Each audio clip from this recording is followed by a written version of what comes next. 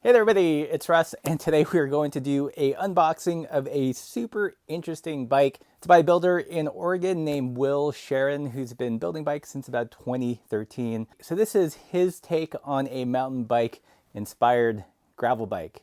I know some of you are wondering what this little doohickey is. This is the Insta360 Go 2. I thought I would mix this in as B-roll and give you guys a first-hand POV experience of unboxing. So this year I really wanted to focus on interesting bikes. So bikes that really kind of challenge the norm. And we've seen that so far this year with the Marin, which is kind of a mountain bike inspired step through, the Mahal, which really challenges the short versus long chainstay standard of gravel bikes, and also introduces the idea of an expedition gravel bike. This bike is no different. This bike utilizes what's generally called a forward geometry, something that's really inspired by mountain biking. So what that means is slack head tube, long front center, and short stem to overcome, wheel flop, drunken goatiness, as I like to call it. So in many ways, the complete opposite of the Jan inspired all-road low trail bike. For me, I'm a student of bicycles and bike geometry.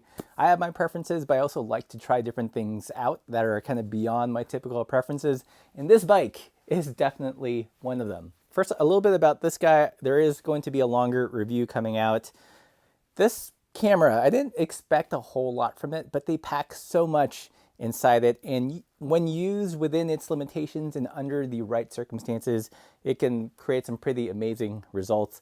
But stay tuned for a full review in a couple of weeks. So I'm going to turn it on. Let's see if I can remember this. You have to do a 1-second push. All right, that gets it on. You can see a little on light there, or maybe you can. Oops, god damn it. 1 second on. All right, it's in ready mode. And then one other press to start the camera up in pro recording mode. Okay, so let's switch to the body cam view. So this is the bike. So here it is. See the glamorous view of the studio in this direction. Oh my god, I can hear the comments already. Don't use cable cutters with zip ties. Yes, this is a really old pair. Don't really care about them. So there you go. Breaking the law. All right, we got a wheel. Looks like a Ista 90X. So they're kind of gravel specific wheels, if you will. Sweet padded Mylar to protect you from the 5G, if that's your thing. It's in this pretty cool red colorway. And this bike, by the way, is a prototype of the Cinder. Okay, let's get her on the stand here. Pretty long, longest setting on this rack here. Just realized I have not turned the party pace sign on. Major faux pas, so there we go. Already you can see some of what's going on with this forward geometry, in particular in the front. Head tube is angled back. Head tube angle on this bike is 68 degrees, and that is opposed to your road and your cyclocross gravel bikes, which are usually in 71, 72 degrees. So definitely slacker, more mountain bikey. Seat tube angle on this one is 74 degrees, so a little bit on the steeper side. Keep track of the packaging, putting it in the box. Another feature that you'll notice is it does have a super short stem. I believe this is 35, so on the short side. Again, comparing it to road or cross-inspired gravel bikes, those tend to be 80, 90 typical road lengths. So in order to compensate for the shorter stem, it's got a longer, what they call a front center. So top tube, a little bit longer than, a lot longer than normal when compared to a road bike. So long top tube, short stem helps you dial in that fit. And I know some of you are wondering what's the deal with the short stem. Why not just run that 80 or 90 millimeter stem on a bike like this? First off, if you had a longer stem with the long top tube, completely mess up the fit. It would be too long. But functionally, from a handling perspective, you want that short stem because it brings the hands closer to the steering axis, and that, at least in theory, is supposed to help overcome wheel flop. And wheel flop is what I like to call drunken goatiness, when you're going slow speeds on the steep climb and the bike is wandering and it's hard to keep it going straight because it's typically higher trail. In order to counteract that, to make the front end steering a little bit lighter and less kind of boat-like, what you would do is shorten the stem and bring the hands a little bit more parallel to the steering axis. So that, in a nutshell, is what's going on in the front here. So depending on which discipline of cycling you're coming from, if you're coming from the mountain bike world, you're probably like, duh. But if you're coming from the more traditional road or touring world, this could all seem like French. Unless you spoke French, and then it would make sense. But then, yeah, mixed metaphors.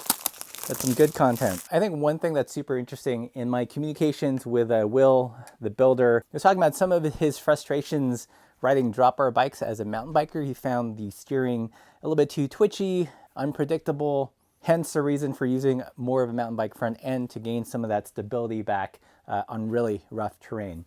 He also pointed out that, road bike geometry hasn't changed a whole lot. It's typically the same angles, whereas in mountain bike geometry, if you look at both road and mountain geometry within the last 10 years, mountain bikes definitely a drastic change, road bikes still essentially unchanged. And as you guys know, I like to do things a little bit different on the channel, so while this may not be my preferred geometry or geometry that I'm used to, I do like to experiment and see what else is out there. I'm sure some of you are already typing, that's just a mountain bike with drop bars, and in this case, you wouldn't be wrong. So good on you, I guess, for typing something super obvious. I will say, however, that because it is a drop bar, it will necessarily change how the bike is going to handle in the front. Your hand position isn't as wide and it's not oriented like this. You can't quite brace yourself. So while it's going to be super similar to a mountain bike, it won't be identical. And that is the fine line that we're walking. So this whole forward geometry concept is kind of gaining steam in the drop bar world. Probably the biggest example thus far is the Chamois Hagar by Evil Cycles. So yes, there are some similarities, although I believe in the Chamois Hagar, the head tube angle is 66.7 or 666, something cute like that. This is 68, so not as slack as that, although they do have a similar chainstay length at 430. So quick run through the gears. Speaking of gears, it's got Shimano GRX. Assuming that's going to be 11 speed, front chainring is a 40, and the rear looks to be